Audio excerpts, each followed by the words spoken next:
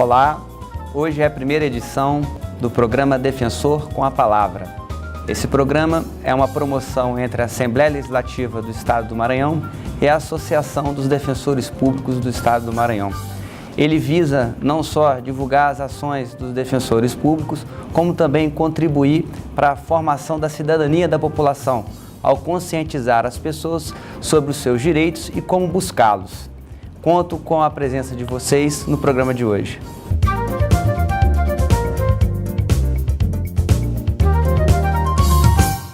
Neste programa inaugural, iremos conversar com o presidente da Associação dos Defensores Públicos do Estado do Maranhão, Dr. Joaquim Neto.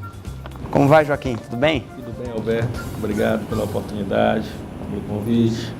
Dr. Joaquim, de que forma que o defensor público ele pode contribuir no cotidiano da população carente do Estado do Maranhão? Bom, Alberto, o defensor público, ele pertence à Defensoria Pública, que é a instituição criada pela Constituição para prestar assistência jurídica integral e gratuita a todas aquelas pessoas que não têm condição de pagar uma advocacia privada. Portanto, o defensor público é um agente público concursado que exerce esse papel de orientar a população mais carente do país acerca dos seus direitos, a ajuizar as ações judiciais quando necessário for. Digo isso porque nem sempre há necessidade de se instaurar um novo processo. Quando se há a possibilidade de se firmar acordos extrajudiciais, esse é o caminho que, inclusive, nós orientamos que os defensores públicos tomem. Para esclarecer a população, quando existe um problema bem pontual acerca, por exemplo, de uma relação de consumo em que uma pessoa está com o nome negativado no SPC Serasa e essa dívida é uma dívida que ele não contraiu, isso também seria uma ação da Defensoria Pública? Ele poderia procurar a Defensoria Pública para resolver essa pendência financeira? Com certeza. Alberto, hoje a Defensoria conta com uma série de núcleos especializados, entre estes o Núcleo de Defesa do Consumidor, que visa, óbvio, perante a vulnerabilidade existente entre o consumidor e as prestadoras de serviço e vendedoras de produto, tentar equilibrar isso, né? Tentando limpar os nomes, buscar indenizações quando possível for. Enfim, nós temos também núcleo da saúde, núcleo da infância, núcleo do idoso e uma série de atendimentos especializados. O senhor citou muito bem a atuação individual dos defensores públicos, tanto na sua atuação extrajudicial como judicial. E coletivamente, a Defensoria Pública ela tem ações de cunho que possa resolver alguma questão pontual de alguma localidade, de alguma comunidade na capital do Estado? Tem sim, Alberto. Há previsão na legislação nossa brasileira para a atuação coletiva da Defensoria Pública. Nós temos, por exemplo, ações civis públicas no âmbito da infância, onde foi promovida pelo defensor Murilo Guazelli, visando a interdição da FUNAC. Nós temos ações acompanhadas pelo antigo núcleo itinerante, hoje núcleo de direitos humanos. Nós temos ações coletivas, inclusive do próprio Núcleo de Defesa do Consumidor, em andamento. Recentemente foi feito um acordo com a SEMAR que potencialmente vai beneficiar centenas de milhares de famílias de uma vez só. A Defensoria Pública, ela não está em todos os municípios do Estado do Maranhão. No Brasil existe também um déficit muito grande de defensores públicos, tanto estaduais como federais. Como você avalia a atual conjuntura da Defensoria Pública, tanto no âmbito nacional como no âmbito específico do Estado do Maranhão? Alberto, a questão da Defensoria Pública ainda é uma questão bastante sensível, que merece uma atenção dos nossos governantes, porque nacionalmente a Defensoria Pública só se faz presente em 28% das comarcas. E nós temos estudos do IPEA que dizem que mais de 80% da população brasileira é assistida ou potencialmente assistida à Defensoria. Isso nos daria aí um número de 160 milhões de pessoas a serem atendidas ou potencialmente atendidas pela Defensoria. Então, há muito que se avançar. Em se falando do nosso estado, o número é um pouquinho melhor. Nós estamos em 30% das comarcas do Maranhão. De 113 comarcas, nós estamos em 31 delas. Então, há muito o que se avançar ainda no nosso estado. Na sua concepção, o ingresso da Defensoria Pública nesses municípios em que ainda não dispõe do serviço de assistência jurídica gratuita, você acha que isso pode melhorar os indicadores sociais daquela população? Que tipo de proveito aquela população vai ter com a entrada da Defensoria Pública no município? Quanto a esse seu questionamento, nós temos a mais absoluta certeza de que naqueles municípios onde a Defensoria Pública se faz presente, há melhora dos indicadores sociais. Por quê? Porque a Defensoria Pública ela tem um papel social muito forte. O papel da Defensoria não se resume à questão criminal ou tão somente à questão processual, mas a Defensoria Pública ela interfere de forma direta no funcionamento da sociedade.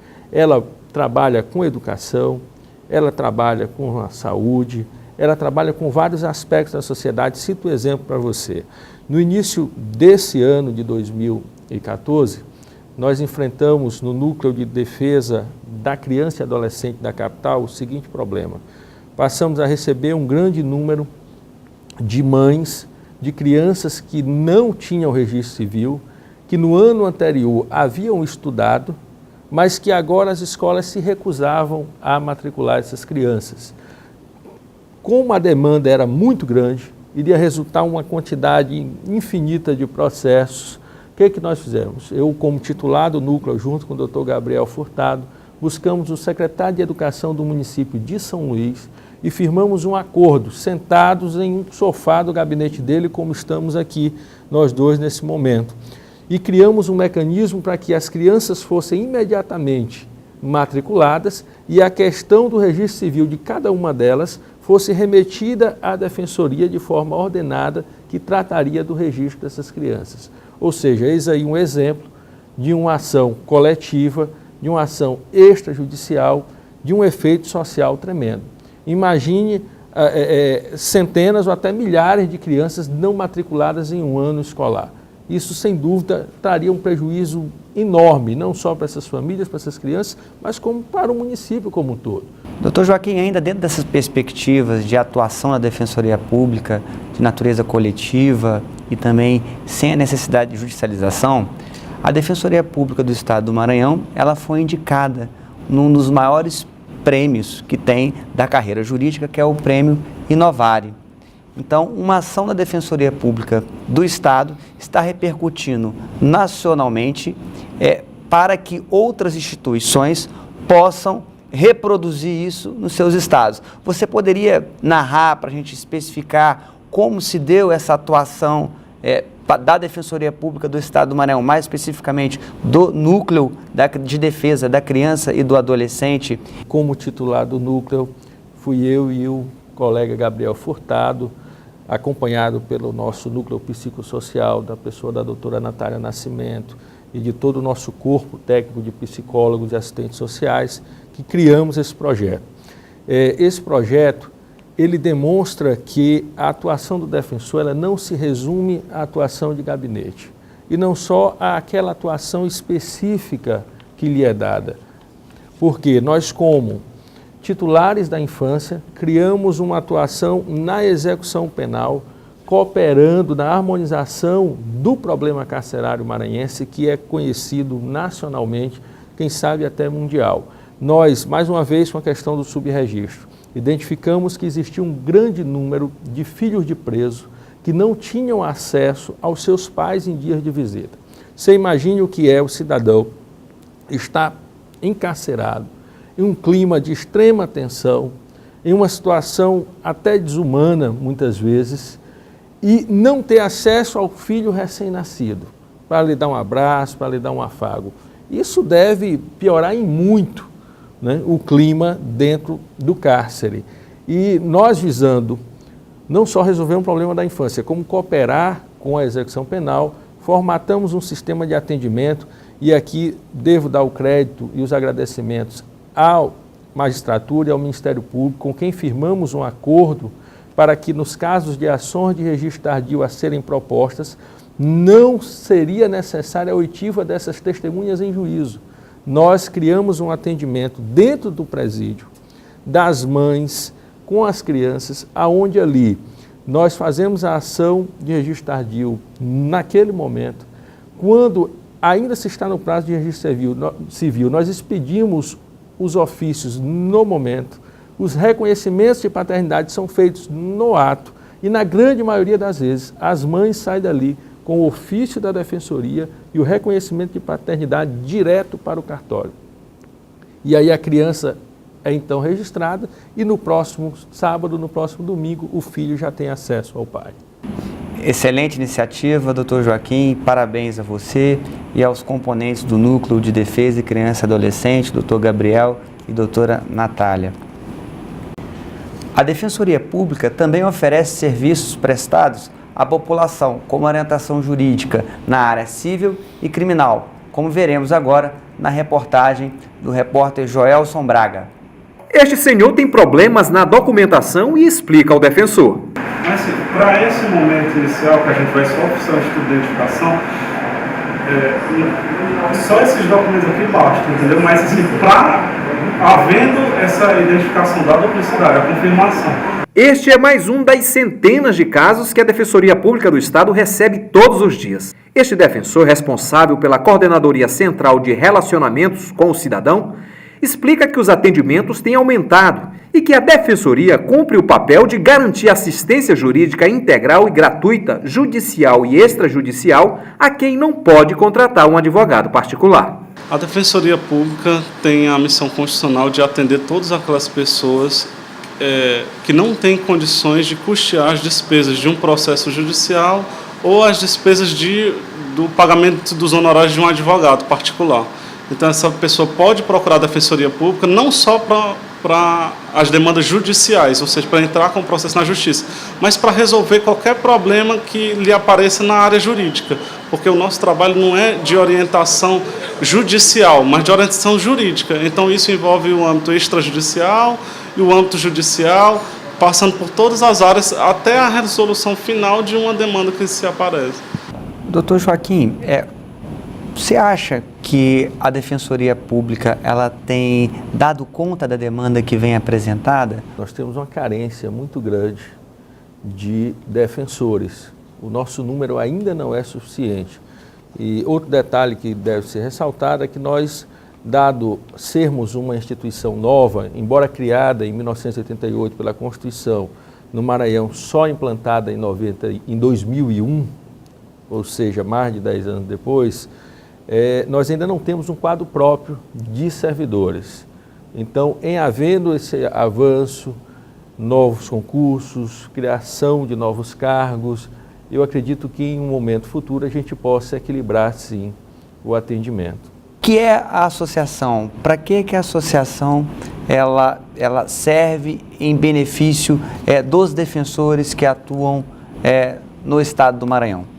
Alberto, a Associação dos Defensores Públicos do Estado do Maranhão foi criada um ano após a criação da instituição, a própria Defensoria, com a intenção de manter uma interlocução entre a carreira e a administração superior da Defensoria, ou seja, um link, leva as reivindicações, observa a qualidade de trabalho dos colegas, sugere alterações à administração superior e nem só para isso, coopera para o avanço da instituição como um todo, mantém um relacionamento com as demais instituições, com as demais associações. No Maranhão nós temos um excelente relacionamento com a Associação dos Magistrados, com a Associação do Ministério Público, com a própria OAB e faz essa comunicação entre a carreira de defensor e as demais carreiras também.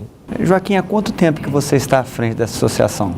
Bom, nosso mandato iniciou-se em 1º de abril de 2014 e tem sido uma dinâmica muito forte, né? O que me motivou a assumir a Associação dos Defensores foi entender que eu poderia cooperar, ajudar de alguma forma, entender que era o momento para isso. e tem sido um ano de muitas atividades. Logo que nós iniciamos em abril, nós já tínhamos que preparar para o mês de maio as comemorações relativas ao Dia Nacional da Defensoria Pública.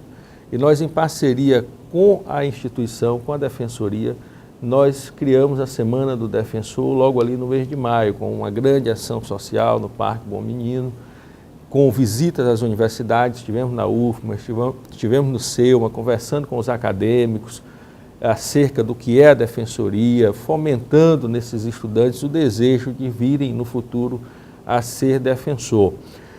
Entramos também num trabalho legislativo muito forte, dando continuidade ao trabalho que a gestão anterior já fazia em Brasília, através da ANADEP.